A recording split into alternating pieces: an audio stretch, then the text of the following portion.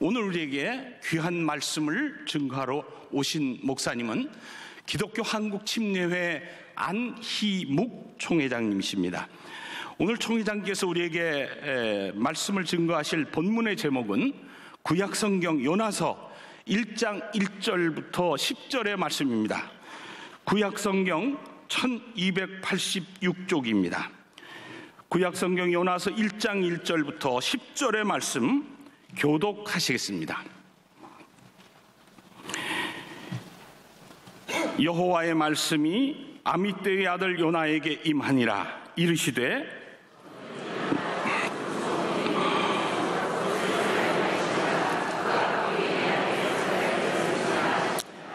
그러나 요나가 여호와의 얼굴을 피하려고 일어나 다시스로 도망하려 하여 욥바로 내려갔더니 마침 다시스로 가는 배를 만난지라. 여호와의 얼굴을 피하여 그들과 함께 다시스로 가려고 배 삭슬 주고 배에 올랐더라.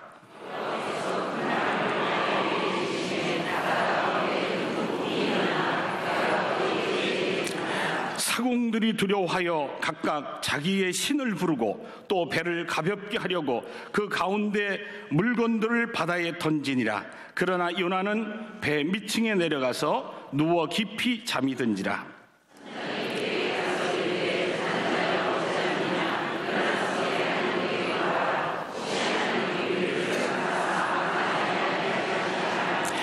그들이 서로 이르되 자 우리가 제비를 뽑아 이 재앙이 누구로 말미암아 우리에게 임하였나 알아보자 하고 곧 제비를 뽑으니 제비가 요나에게 뽑힌지라.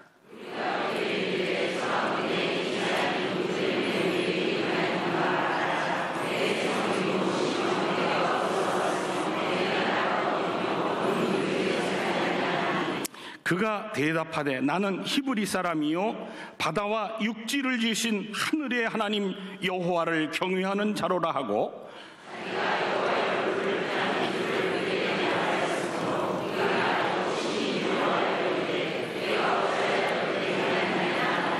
아멘. 이제 함께 봉독한 말씀을 중심으로 다시 시작하는 축복의 사명이라는 제목으로 말씀을 듣겠습니다. 박수로 환영하시겠습니다. 제가 예전에 어렸을 때에 부모님을 따라서 시장에 간 적이 있습니다. 시장에 가면 지금은 쌀을 종이 푸대에다가 다 넣어서 마켓에서 쉽게 살 수 있지만 제가 어릴 때는 시장에 나가면 이 멍석에다가 쌀을 잔뜩 모아놓고 나무로 된 한 말, 두 말 이렇게 쌀을 담아서 이렇게 판매하고 했습니다. 근데 어릴 때 제가 가서 이렇게 보니까 어머니가 좀 흔들어 주세요 그렇게 이야기를 하시더라고요. 그러니까 이게 좀 흔들어 이 말을 갖고 좀 이렇게 흔들면 쌀이 조금 더 내려갑니다. 그러면 쌀을 더 담아서 이렇게 딱 갈림으로 한 말, 두 말씩 이렇게 구입하는 것을 제가 보았습니다. 한국교회가 위기라고 그럽니다. 한국교회를 많은 이단 또 다른 악한 세력들이 흔들어댑니다. 그러나 지금 흔들어대는 이 한국교회 위기가 저는 한국교회의 큰 새로운 기회가 될 거라고 믿습니다. 하나님께서 한국교회를 흔드시는 것은 더 많은 축복을 주시고 더 많은 사명을 감당하게 하시려고 흔드시는 줄 믿습니다. 작년 2016년 12월 19일 우리 통계청에서 발표한 인구표본 주택 총조사 결과를 보면 2005년도에 한국에서 기독교인이라고 말했던 사람들이 844만 명이었는데 그런데 2015년도 10년이 지난 뒤에 조사를 해보니까 기독교 인구가 967만 명으로 무려 123만 명이 증가되었습니다. 사실 이 결과를 보고 많은 분들이 당혹스러워했습니다. 기독교를 핍박하고 기독교가 이 땅에 사라지기를 기대했던 사람들에게는 엄청난 당혹스러움이었습니다. 그토록 교회를 흔들어 댔는데도 기독교인이 늘었다는 것에 놀랐습니다. 반대로 기독교 지도자들도 놀랐습니다. 왜냐하면 기독교가 그렇게 큰 위기 속에 직면해 있는데도 불구하고 또 많은 핍박을 받았는데도 불구하고 기독교 인구가 123만 명이나 늘었다고 하는 것에 대해서 놀라면서도 반신반의했습니다.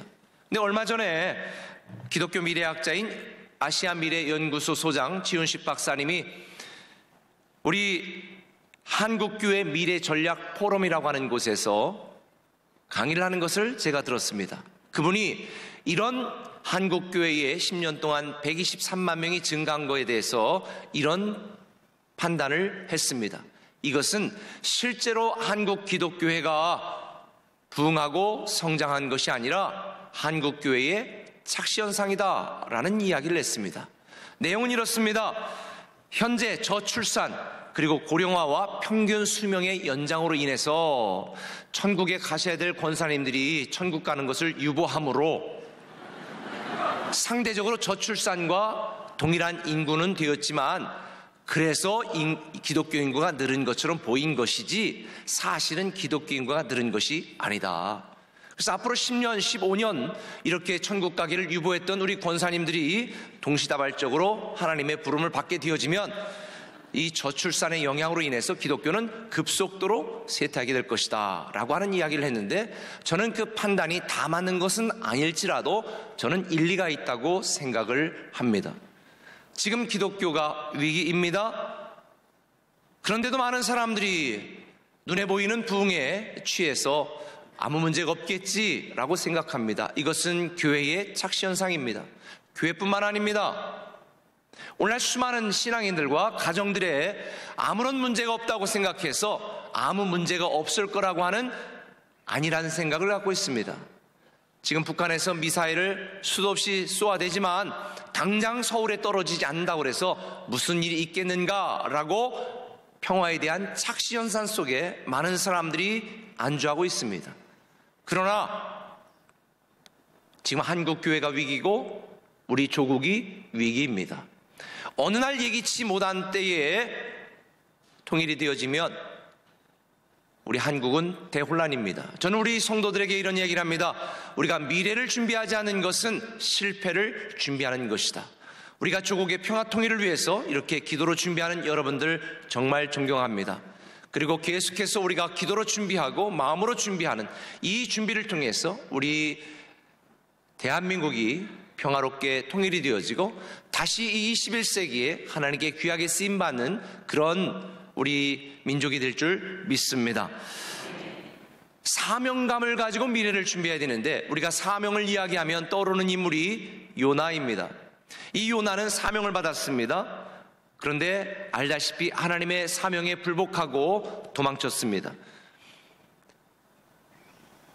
불순종한 요나와 같이 방황한 나라고 하는 복음성가도 있습니다. 요나가 처음부터 나쁜 사람은 아니었습니다. 하나님을 사랑하고 하나님께 사랑을 받는 선지자였기 때문에 하나님께서 귀한 사명을 주신 것입니다. 그런데 이 요나는 북이스라엘 사람이었는데 이 아수르, 니느웨를 수도로 둔 아수르에 의하여 결국은 북이스라엘이 멸망당하게 되어지고 자기 민족의 원수와 같은 그 나라의 수도에 가서 복음을 증거하라는 일이 요나는 마땅치 않았습니다. 우리가 때로는 조국의 평화 통일을 위해서 기도하고 우리 교회를 위해서 기도해야 되는 이런 영적 사명이 부담감처럼 느껴질 때가 있습니다. 그러나 사명이라고 하는 것은 내가 하기 싫어도 감당해야 되는 것이 사명입니다. 우리 조국의 평화 통일과 교회와 여러분의 가정을 위하여 여러분들은 하나님께서 사명자로 부르시고 그 사명을 감당할 수 있도록 우리에게 맡겨주셨기 때문에 우리는 우리의 감정적으로 사명을 받아들이는 것이 아니라 하나님이 우리에게 주신 말씀으로 사명으로 받아들여야 될 줄 믿습니다.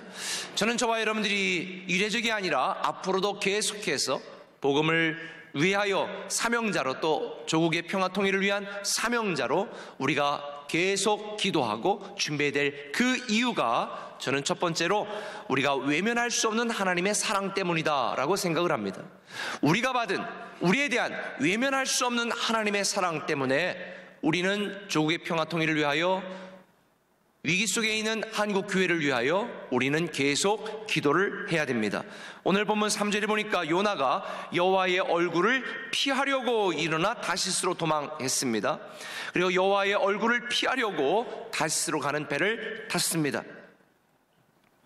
요나는 자기가 받은 사명을 거부하고 도망을 쳤습니다. 지금 다시스는 남유럽 스페인의 남쪽에 있는 항구입니다. 요빠, 그것으로 도망치려고 했던 요빠는 지금 아시아의 끝입니다. 그러니까 이 요빠에서 다시스까지 무려 4,000km나 되는 그 먼 거리를 도망치는 것입니다. 저는 이 요나의 심정이 충분히 이해가 됩니다. 저는 굳이 투표를 하라면 하나님께가 아니라 요나에게 투표하고 싶은 심정입니다. 그런데 우리는 왜 이 요나처럼 주어진 사명을 외면하지 않고 감당해야 될까? 우리가 받은 사랑 때문입니다. 사실 우리 중에 누가 요나에게 돌을 던질 수 있겠습니까? 사실 가만히 보면 우리가 요나와 같은 자입니다. 무한한 하나님의 사랑을 받았으면서도 그 하나님께 받은 사랑, 이 사랑에 대한 이 사랑을 외면하고 내 마음과 내 생각대로 살아갈 때가 참 많이 있습니다. 요나처럼 민족과 가정과 교회를 위한 사명을 받았으면서도 우리는 요나처럼 강팍한 마음과 황소 같은 고집으로 내가 살고 싶고 내가 가고 싶고 내가 하고 싶은 대로 살아왔습니다. 그런 우리를 이 성탄절에 이 땅에 독생자 예수 그리스도를 보내주시고 구원하시고 우리를 하나님의 자녀로 삼아주신 이 놀라운 하나님의 사랑을 받은 우리이기 때문에, 우리가 받은 이 외면할 수 없는 하나님의 사랑 때문에 우리는 우리에게 주어진 이 영적인 사명을 감당해야 되는 것입니다. 저는 요나서 4장 2절에 있는 것처럼 하나님의 이 놀라운 사랑을 외면하고 또 받은 사명을 뿌리치고 도망쳤던 요나가 주께서는 은혜로우시며 자비로우시며 노하시기를 더디하시며 이내가 그 시사 뜻을 돌이켜 재앙을 내리지 아니하시는 하나님인 줄을 내가 알았음입니다 라고 고백하는 것처럼, 요나는 이런 은혜롭고 자비로우신 하나님의 사랑 때문에 자기가 구원받고 하나님께 쓰임받는 하나님의 사람이 됐다는 사실을 깨닫게 된 것입니다. 우리는 이 외면할 수 없는 하나님의 사랑 때문에 우리에게 주어진 이 영적 사명을 잘 감당하는 저와 여러분 되시기를 예수님의 이름으로 간절히 축원합니다. 두 번째, 우리가 이 귀한 조국 평화 통일을 위한 기도의 사명, 영적 사명을 감당해야 될 이유가 있습니다. 그것은 이 사명은 우리가 독점할 수 없는 거룩한 특권이기 때문에 그런 것입니다. 오늘 본문 9절에 보면 그가 대답하되 나는 히브리 사람이요 바다와 육지를 지으신 하늘의 하나님 여호와를 경외하는 자로다 라고 고백을 합니다. 여기서 경외하다라는 우리말 성경을 보면 하나님을 섬긴다는 의미입니다. 요나는 선장과 선원들에게 나는 하나님을 섬기는 특권을 가진 자다라고 하는 선민이라고 하는 자부심으로 그들에게 이야기합니다. 그런데 선장과 선원들은 이런 요나에게 이렇게 말합니다. 내가 하나님을 경외하고 하나님을 섬기는 자라면 이렇게 하나님의 명령을 거부하고 도망치는 것은 대체 어찌된 일이냐? 그래서 10절에 말합니다. 무리가 알고 심히 두려워 이르되 내가 어찌하여 그렇게 행하였느냐? 내가 하나님을 경외하는 자라면 어떻게 하나님을 경외하지 않고 하나님이 주신 사명을 외면하고 이렇게 도망쳤느냐라고 선장이 요나에게 책망하는 것입니다. 우리는 하나님을 섬길 수 있는 거룩한 특권을 가진 영적 이스라엘이요, 베드로후서 2장 9절에 있는 것처럼 왕같은 제사장입니다. 하나님을 섬길 수 있는 이 거룩한 특권, 조국의 평화 통일을 위해 기도할 수 있는 이 거룩한 특권은 우리만 독점할 수가 없습니다. 다른 사람들도, 북한에 있는 우리의 동포들도 하나님을 섬길 수 있도록 우리는 그들에게 복음을 증거하고 그들에게 축복의 통로가 되는 이 영적 사명을 감당해야 되는 것입니다. 저는 여러분들이 나 혼자만 하나님을 섬기면 된다라고 하는 이기적인 생각에서 떠나서 우리 사랑하는 북한 동포들 뿐만 아니라 이 한국에 아직도 교회에 대해서 배타적이고 교회에 대해서 부정적인, 외면할 수 없는 하나님의 사랑이 얼마나 위대한지를 알지 못하는 그들도 하나님을 섬길 수 있도록 만드는 이 귀한 영적 사명을 저와 여러분들이 감당해야 될 줄 믿습니다. 오늘 성경에 보면 요나가 나는 선민이라 하나님을 섬기고 하나님을 경외하는 거룩한 특권을 가진 자라고 이야기했을 때에 그를 선민으로 하나님을 섬기는 하나님의 백성으로 만든 이유는 자기들만 하나님을 섬기고 복받게 하기 위해서가 아닙니다. 출애굽기 19장 6절에도 보면 너희가 내게 대하여 제사장 나라가 되며 거룩한 백성이 되리라. 너는 이 말을 이스라엘 자손에게 전할지니라. 이렇게 이야기합니다. 아브라함을 택한 것도 아브라함이 복의 근원이 되고 복의 통로가 되기 위함입니다. 하나님께서는 여러분들을 하나님을 섬기는 하나님의 사역자로, 하나님의 사람으로, 하나님의 자녀로 삼으신 것은 여러분과 여러분 자녀들만 잘 먹고 잘 살게 하라고 하나님을 섬기는 특권을 준 것이 아니라 여러분 때문에 여러분의 아파트에 있는 모든 사람들, 그리고 여러분 때문에 여러분의 주변에 있는 모든 사람들, 여러분 때문에 이 북한에 있는 동포들, 나아가 전 세계에 하나님을 알지 못하는 사람들에게도 복음을 증가하는 복음의 통로로 쓰임받도록 저와 여러분들에게 이 거룩한 특권을 주신 줄 믿습니다. 하나님을 섬기는 이 거룩한 특권은 우리만 독점할 수 없는 특권입니다. 이 독점할 수 없는 거룩한 특권을 여러분들이 잘 감당하시기를 예수님의 이름으로 간절히 축원합니다. 요나처럼 완악하고 불순종했던 우리를 사랑하셔서 거룩한 영적 사명자로 만들어주신 이 놀라운 하나님의 은혜를 기억하시고 독점할 수 없는 거룩한 특권을 마음껏 누려서 여러분들이 이 땅에 죽어가고 희망 없는 사람들에게 희망의 증거, 그리고 믿음의 지주가 되시고 축복의 통로, 사랑의 통로, 그래서 여러분 때문에 모든 사람들이 하나님을 알아가고 하나님께 영광을 돌리는 여러분 가정과 여러분 인생이 되기를, 여러분 교회가 되기를 예수님의 이름으로 간절히 축원합니다.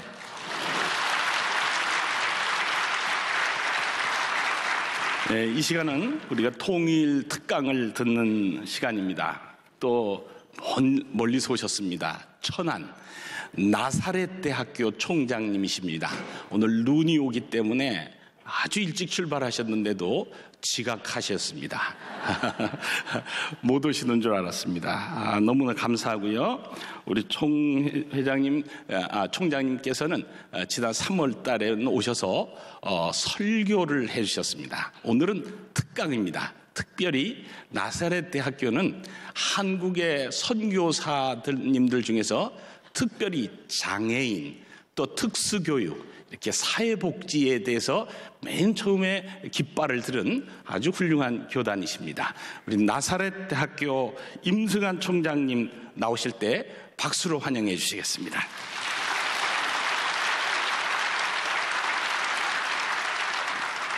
제가 한 2달 전에 중국 길림성에 있는 장춘 대학교를 방문하게 되었습니다. 첫날 저녁 만찬 석상에 들어갈 때 입구에 물망, 초심, 계속, 전진이라고 하는 한자가 크게 써 있었습니다. 초심을 잃지 않고 지속적으로 앞으로 전진하자라는 뜻이 아니겠습니까? 중국 사람들은 마오쩌둥의 문화혁명 이래로 중화 사상을 통하여서 중국이 세계적인 대국으로 완전히 인정받기까지 마오쩌둥의 초심을 잃지 않고 앞으로만 나가겠다 하는 그들의 국시를 어떤 방법으로든 어떤 면에 있어서도 적용시키기 위하여 최선을 다하고 있는 것을 볼 수 있었고, 그날 만찬 석상에서 나온 정치, 교육, 사회의 큰 지도자들 대화 속에서도 확인할 수 있었습니다. 북한은 김일성 이래로 주체 사상을 초시로 하여서 어떻게 하서든지 조선 사람의 문제는 조선 사람에 의하여 적화 통일을 통하여 세계적인 민족이 되게끔 힘쓰겠다 하는 것이 그들의 물망초심 계속 전진이 아니겠습니까? 여러분들도 저도 어렸을 때부터 국민학교 또는 초등학교 때 불렀던 노래가 중에 하나가 우리의 소원은 통일이라고 한 것이었습니다. 우리의 소원은 통일이라고 하는 학교 교육을 통하여 멸공사상, 반공사상 등등으로 우리는 철저히 무장되어 있으며 지금도 우리는 어쩌면 어렸을 때 배웠던 그와 같은 통일 사상으로 무장되어서 하나님에게까지도 기도를 올리고 있지는 아니합니까? 그러나 오늘 우리는 한반도의 대한민국의 백성으로서 이 자리에 앉아 있을 뿐만 아니라 우리는 지금 천지를 창조하신 성부와 성자와 성령 하나님의 자녀로서 하나님 나라의 군사로서 이 예배와 기도 시간에 참여하고 있다고 하면 우리의 물망 초심은 무엇이 되어야 하겠습니까? 조심스러운 표현이 될 수 있겠습니다만 과연 통일이 우리의 물망 초심이 되어야 하겠습니까? 물론 우리는 한반도가 이데올로기적으로 양분되어 있고 이제 북한을 포함한 네 나라들로 인하여 당해야만 하는 숱한 고난과 시련과 그리고 자존심이 박탈당하는 상황에 처하여 있습니다. 이런 상황에서 우리는 결코 우리 민족의 대망의 소원인 통일을 포기할 수는 없을 것입니다. 그러나 우리가 통일을 포기할 수 없지만 우리가 통일을 위하여 기도할 때 통일이라고 하는 역사적인 가치관에 앞서서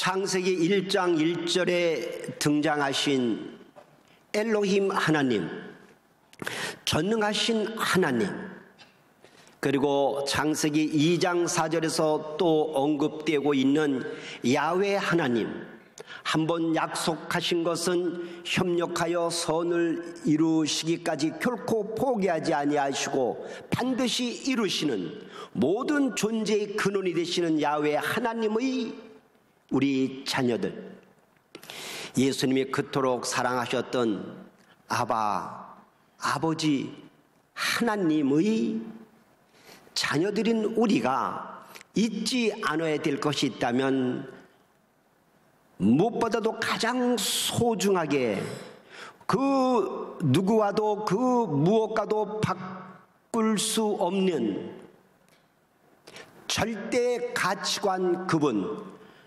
하나님을 가장 우선적으로, 하나님을 가장 우선적인 궁극적인 목적으로 둔 가운데에 통일을 생각하여야 할 것입니다.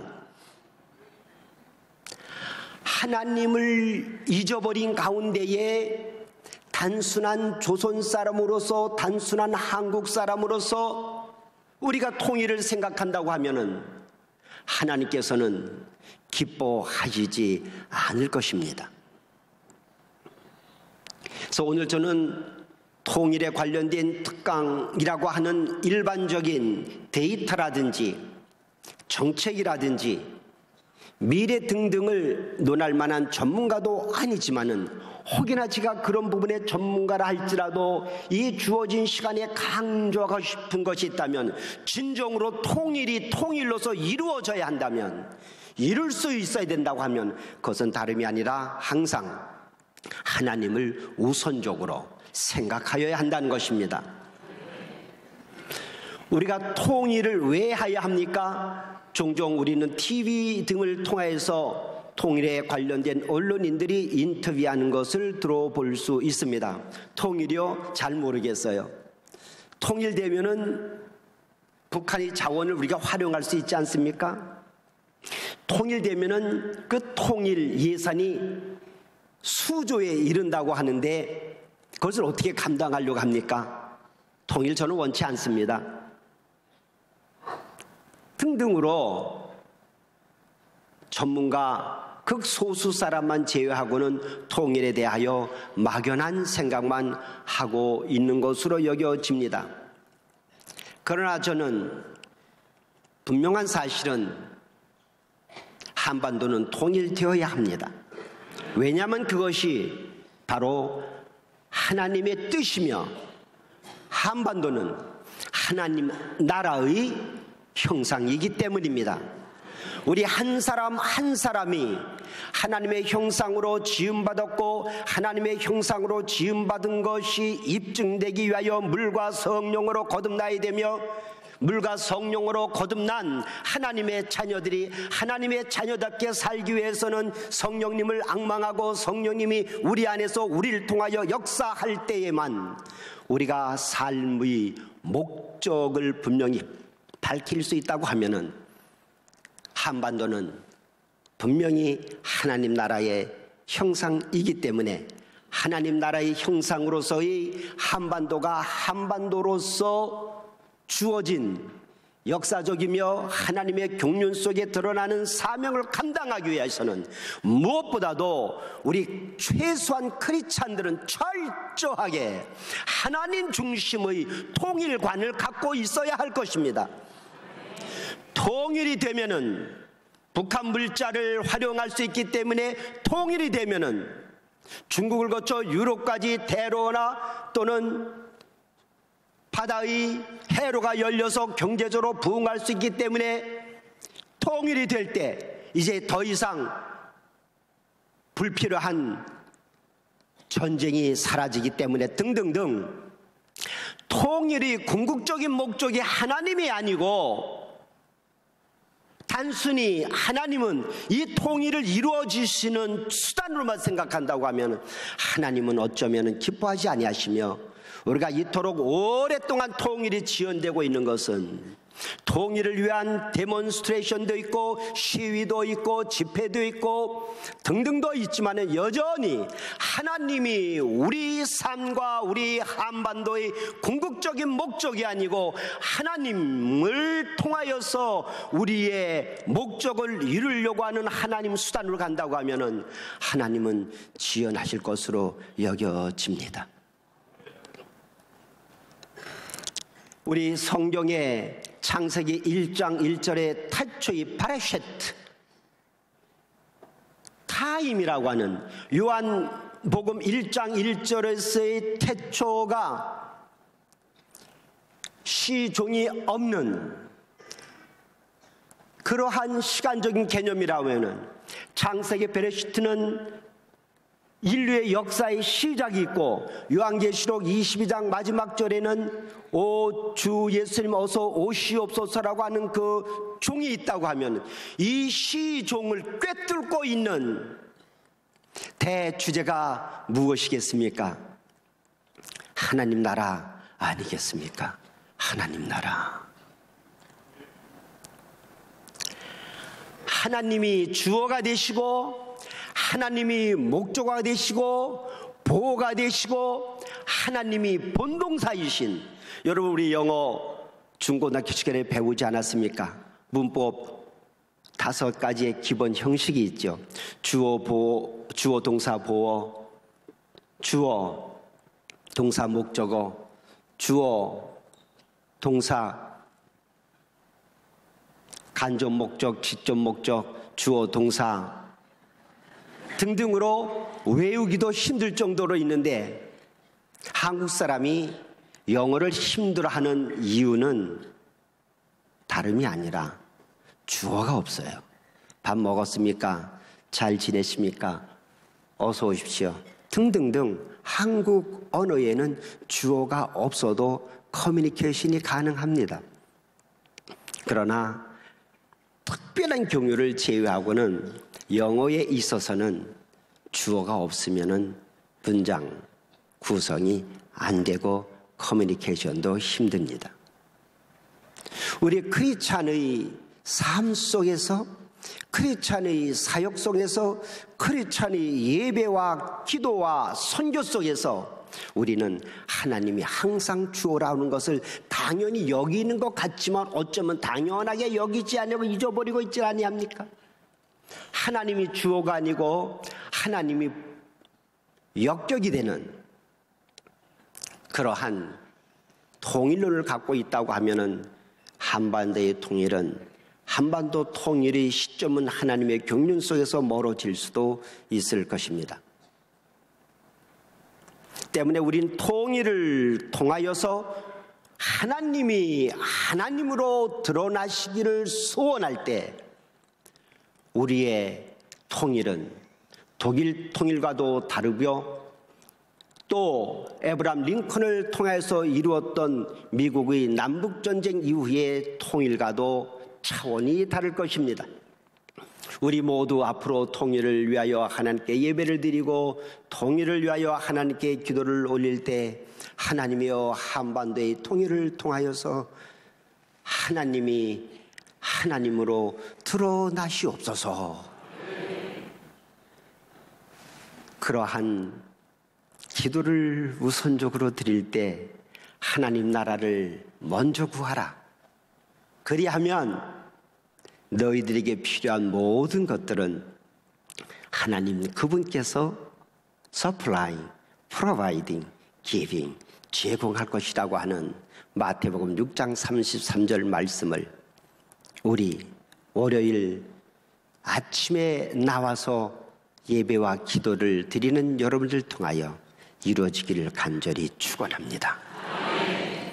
이처럼 우리가 하나님 중심의 통일관을 갖고 있다고 할 때 무엇보다 첫 번째로 우리의 통일은 결코 전쟁을 허용해서는 안 된다고 하는 것입니다. 왜냐하면 우리의 하나님은 평화의 하나님이시고 우리의 하나님은 결코 전쟁을 원하지 않으시기 때문입니다. 우리가 허용하는 전쟁이 있다면 그 전쟁은 영적 전쟁이올시다. 우리가 씨름하고 있는 것은 육과 육의 씨름, 흔한 정치인들이 하는 씨름, 경제적 부를 누리려고 하는 사람들의 씨름이 아니라 우리의 전쟁은 영적 전쟁이며 영적 전쟁에서는 결코 물러설 수 없지만 통일을 위하여서는 결코 통일이 아무리 소중하다 할지라도, 통일이 아무리 급하다 할지라도 이 통일은 평화를 통한 통일이지 결코 전쟁을 통한 통일이 되어서는 안 된다라고 저는 믿습니다. 우리의 하나님은 평화의 하나님. 사도 바울이 서신 첫 장의 앞부분에 보면은 너희들에게 은혜와 평강이 있을지어다. 부활하신 예수님께서 두려움에 떨고 있는 그 골방에 들어가셨을 적에 최초로 하신 말씀, 너희들에게 평안이 있을지어다.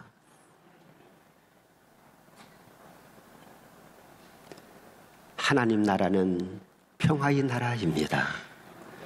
통일을 통하여 평화의 하나님이 드러나시고 통일을 통하여 하나님의 평화가 지배되는 그런 한반도를 원한다고 하면 우리의 기도 속에서는 하나님 한반도에서 전쟁이 일어나는 것을 원치 않습니다. 통일이 지연될지언정 통일 문제로 인하여 이상 가족의 슬픔이 지연될지언정 하나님 전쟁만큼은 한반도에서 일어나지 않게 하여 주시옵소서. 전쟁은 사망이며 평화는 생명입니다. 하나님께서는 창세기 1장 28절에서 26, 27, 28절에 이어지지만 28절에서 우리에게 주신 최초의 명령이며 최초의 축복 속에서 생육하고 번성하고 땅에 충만하라고 하셨습니다. 하나님은 생명의 하나님이십니다. 전쟁을 통한 통일은 결코 우리가 원치 않는 이유는 전쟁 일어나게 되면은 헤일 수 없는 6.25 전쟁 속에 수십만이 소수의 군인들 또 다수의 민간인들 무수한 생명이 죽어갔습니다.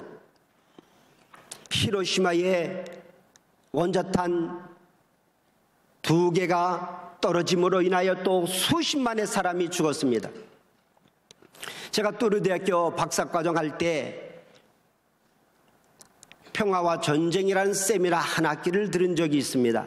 제 기억이 맞다고 하면 믿어지지가 않아서 그 교수님이 라이놀드 니버의 바로 직제자 석좌 교수였었고 저희 학교 와서 한 학기 특강을 하셨는데 이렇게 말했던 것으로 기억됩니다.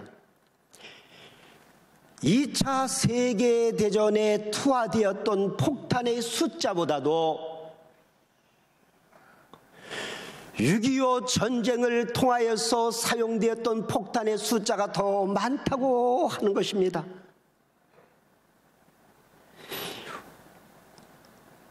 우리가 김일성, 김정일, 김정은의 이 단순한 한 김씨 가문의 참으로 사악한 사상과 지도력을 통하여서 수많은 그 백성들, 인민이라고 하는 그 백성들이 굶주리고 착취당하고 억울하게 있지만 그럼에도 불구하고 그들이 대한민국을 향하여 전쟁 불사론에 혹이나 동조하고 있다고 하면은 그들이 후천적 이데올로기 교육에 의한 것이지만 동시에 전쟁만 생각하면 미국 비행기, 연합군의 비행기가 때도 시도 없이 쥐약할 것 없이 하늘에서 비가 내리듯이 그냥 폭탄이 쏟아지고 있으니 그 사람들을 어찌 그들이 받아들일 수 있으며 용납할 수 있으며 평화적인 방법으로 통일을 이루어야 된다고 하겠습니까? 참으로 우리 한반도 백성은 남쪽이든 북한이든 우리는 한의 백성입니다. 슬픔의 백성입니다. 억울함의 백성입니다. 5,000년 넘는 역사 속에서 1,000번 이상의 침략을 받아왔습니다. 환향 여자라고 하는 말이 비하되어 가지고 환양년이 되었습니다. 여러분, 그렇습니다. 우리 통일을 생각할 때 통일을 이루는 유일한 방법은 다른 것이 아니라 평화라고 하는 것입니다. 평화의 하나님께 한반도 백성이 더 이상 전쟁하지 아니하고 살상하지 아니하고 증오하지 아니하고 그것이 하나님의 뜻이라고 하면 하나님이여 인내하겠습니다. 오직 평화적인 방법만 우리에게 허용하여 주시옵소서. 두 번째로 우리가 한반도의 통일을 생각할 때에 한반도의 통일은 하나님 나라로서의 한반도의 통일은 무엇을 얻고자 하는 통일이 아니고 정치적인 이데올로기 가운데 민주주의 사상이 공산주의 사상보다 우월하다는 것을 입증하기 위한 것이 우선적이 되어서는 아니 될 것이며 북한의 지하자원과 북한의 경제자원이 통일을 통하여 우리 대한민국의 제한된 지하자원이나 상황 속에서 경제대국이 위하여서는 그 나라 북한의 것을 우리가 활용할 수 있다라고 하는 그러한 경제적 원리에 입각한 통일이 아니 되어야 할 것입니다. 하나님의 나라는 취하는 것이 아니라 하나님의 나라는 베푸는 것입니다. 하나님의 나라는 착취하는 것이 아니고 억압하는 것이 아니고 하나님의 나라는 사랑의 나라요 사랑의 나라는 주는 것입니다. 통일이 됨으로 인하여 대한민국이 정치적으로도 우월하고 통일이 됨으로 인하여 대한민국의 경제 대국 12선 오고 가는 데서 7위로 들어서려고 한다는 것을 한다면 하나님께서 우리의 기도를 들으시기 전에 주춤하고 묵상하시지 않겠습니까? 통일이 필요한 이유는 남한 사람들이 비만증에 걸리고 당뇨에 걸리고 그럴 수준에 이른 우리 대한민국의 이 경제적인 부를 통하여 그 북한이 3일에 한 끼도 못 먹어서 굶어져 가고 있고 탈북되다가 그렇게 호사인데 대한민국의 교회들이나 부자들이 돕지 못함으로 인하여 북송되어서 엄마 아버지가 죽어가고 어린아이들이 길거리에 나하 쫓기고 있는 상황을 보고서도 별로 감동되지 않는 것을 우리가 회개하면서 하나님이여 대한민국의 부 우리의 것이 아니고 하나님이 주신 것인데 하나님이 우리를 사랑하심으로 경제 대국이 되었는데 하나님을 무시하고 하나님을 경멸함으로 인하여 저렇게 저주 가운데 살고 있는 북한 동포에게 우리의 부를 나눠주고 싶습니다. 우리의 부가 그들에게 감으로 인하여 그들에게도 하루 세끼 굶는 일이 없게 하여 주시옵소서. 하나님 우리의 부를 우리의 부 거스름한 여겼던 것을 용서하여 주시고 모든 것이 다 하나님께로 왔으니 모든 것이 다 하나님에 의하여 운영되어 모든 것이 다 하나님께 돌아가게 하여 주시옵소서. 그렇게 할 때 하나님께서는 우리의 통일 기도를 들어주시고 통일의 시점을 앞당길 수도 있지 않겠습니까?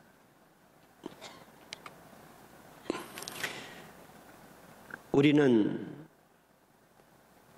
사랑의 반대말이 미움이라고 국민학교 초등학교 때 배웠지만은 또한 심리학자들에 의하면 이 사랑의 반대말은 증오가 아니라고 무관심이라고 말하는 분도 있는데 저에게는 설득력이 있습니다. 사랑은 관심입니다. 창조란 말이 참으로 이해하기 힘든 단어이지만은 그러나 창조 역시 관심의 열매입니다. 여러분, 이제 내가 살기도 바쁘고 부부관계도 힘들고 자식들 문제도 힘들고 경제상 어렵지만은 하나님이 그래도 우리 이렇게 신수헌하게 하였고 한국 분들 한 60살 됐는데도 여지없이 50대로 보이고 있다고 하면은 하나님께서 이제 더 이상 너에게 관심 갖지 말고 북한에서 50대 사람 찾아보기 힘들고 50대면 70대처럼 보이는데 그쪽에 관심을 갖거라. 통일은 나눠주기 위한 것이지 이용하기 위한 것이 아닙니다. 세 번째로 저는 이 통일은 하나님 중심의 통일관을 가질 때에 무엇보다도 통일은 교회를 통하여 이루어진다고 하는 것입니다. 지금 한국의 교회를 통하여 자조적인 소리가 많이 나지만은 우리 조심해야 합니다.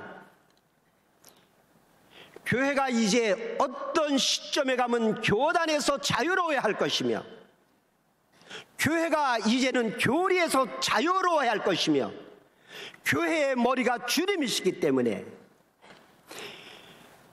주님이 교회의 머리라고 하는 것은 교회의 문제는 그 교회를 섬기는 담임 목회자와 교회의 장로, 권사, 집사 등등의 섬기는 자들이 기도하며 결정하고 진군하고 나갈 때 한국교회는 흥왕될 수 있을 것입니다.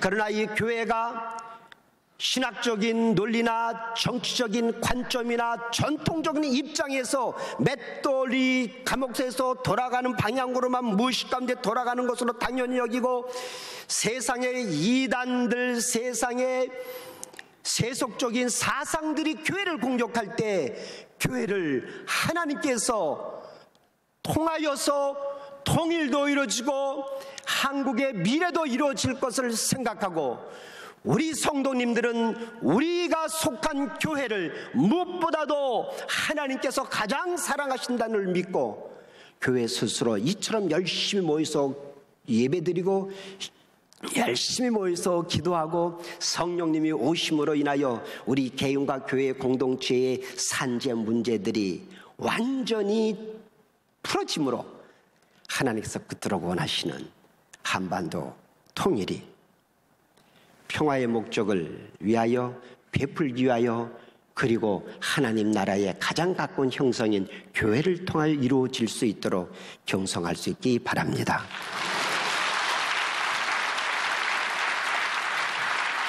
이 시간은 통일을 위해서 함께 기도하는 시간을 갖겠습니다. 제일 먼저 나라와 민족 그리고 평창 동계올림픽 성공 개최를 위하여에 대해서는 강원도 기독교 총연합회 사무총장이신 오의석 목사님께서, 두 번째로 한반도의 평화 통일을 위하여에 대해서는 명성교회 통일월요기도회 자문위원이신 정용팔 장로님께서, 세 번째로 통일기도회 운동 확산을 위하여에 대해서는 명성교회 여선교회 행사부장이신 구영선 권사님께서 차례대로 기도하시겠습니다. 기도하시겠습니다.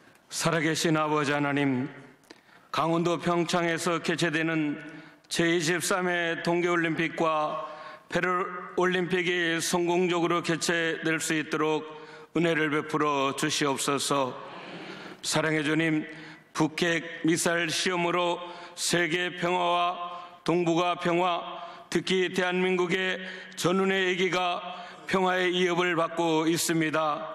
사랑해 주님, 동계올림픽이 성공적으로 개최될 수 있도록 이 나라의 민족의 평안을 허락하여 주시옵소서. 그동안 강원도 내에서 3,500여 교회가 성도들이 한마음으로 하나님 동계올림픽 유치를 위해서 기도했습니다. 그 기도 응답하신 주님, 주께서 큰 역사를 이루어 주시고 은혜를 베풀어 주시옵소서. 이번 동계올림픽이 세계인의 축제의 장이 되게 하여 주시옵소서. 또한 북핵으로 인하여서 성공적인 개최가 이기를 받고 있는데, 하나님 이번 올림픽을 통하여서 남북이 평화적인 통일이 이루어질 수 있도록 은혜를 더해 주시옵기를 간절히 빌고 원합니다. 사랑해 주님, 평창 동계올림픽에 많은 국가와 선수들이 참여하는 축제장이 되게 하시고, 특별히 이번 올림픽에 북한 선수들도 참여할 수 있도록 역사해 주시옵소서. 주님, 기적을 베풀어 주셔서 세계인의 평화의 축제장이 되게 하여 주옵소서. 사랑해 주님, 88 올림픽 이후에 동구권 공산주의가 무너졌습니다.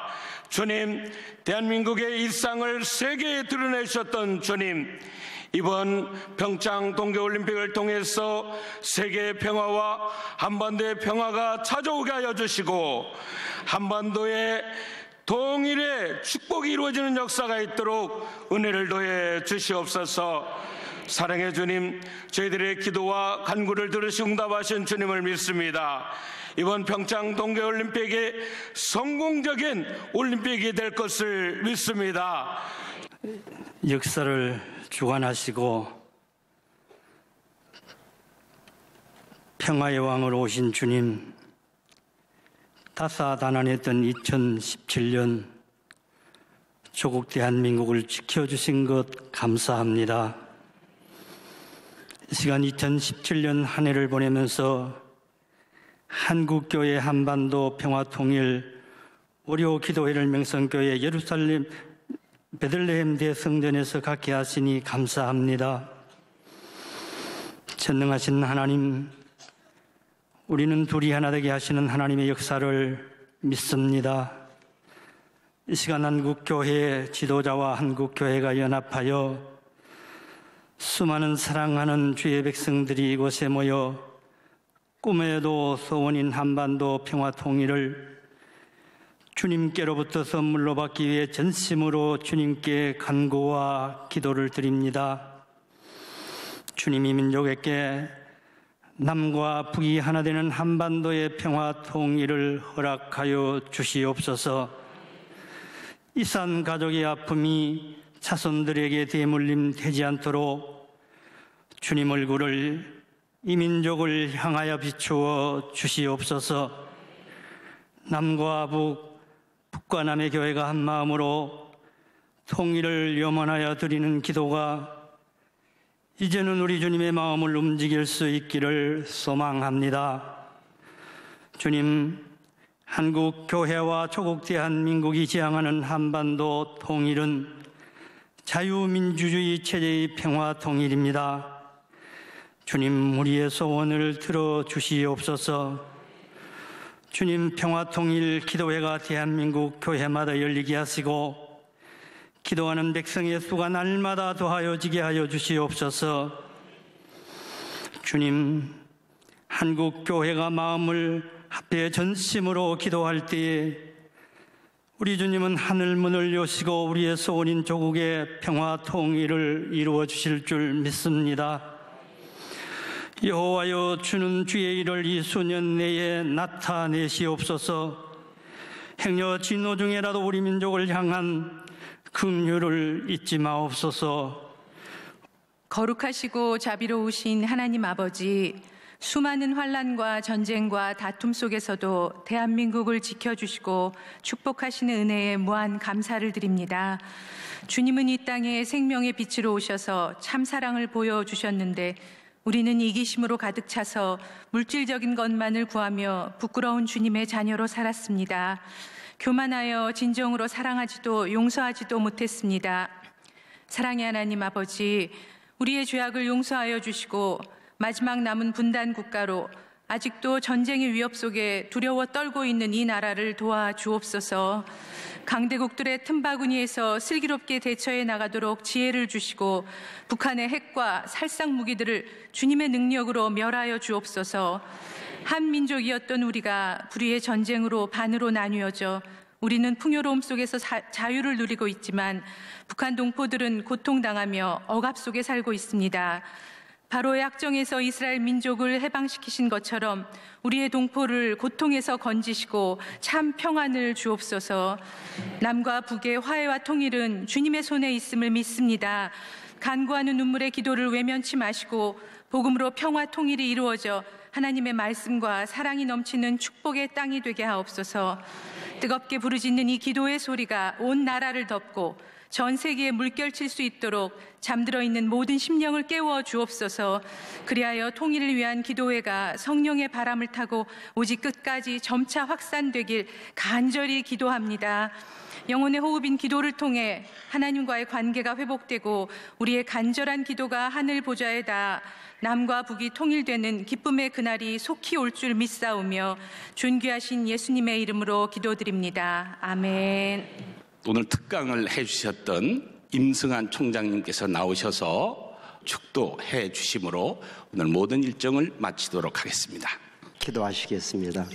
이제는 우리를 지극히 사랑하시사 우리를 괴롭히는 죄책감과 악한 세력으로부터 우리를 건지시기 위하여 친히 유월절이 어린 양이 되어서 십자가에 달려 돌아가시고 우리가 하나님의 자녀가 되어 생육하고 번성하고 충만할 수 있도록 하나님의 생명으로 부활하시며 다시 오시는 그날까지 우리를 위하여 중복기도하여 주시는 예수 그리스도의 은혜와 우리에게서 전능하신 창조주 엘로힘 하나님이시며 한 번 약속한 것을 선하게 반드시 이루시는 야훼 하나님, 그리고 참으로 자비로우신 아버지 하나님 되시는 우리 성삼일체 하나님, 동시에 저희들로 하여금 늘 무지에서 깨닫게 하시고 결단 내리게 하시고 그 가운데 통일한국과 우리 교회를 위하여 온전히 헌신할 수 있도록 감화 감동시켜 주시는 성령님의 지극하시는 정이 오늘 금년의 월요 기도회의 마지막 예배를 드리고 기도를 드리는 하나님의 지극히 사랑스러운 자녀들과 우리 명성교회와 한국교회와 기독교 대학들을 위해 영원토록 함께하여 주옵시기를 간절히 축원하옵나이다. 아멘.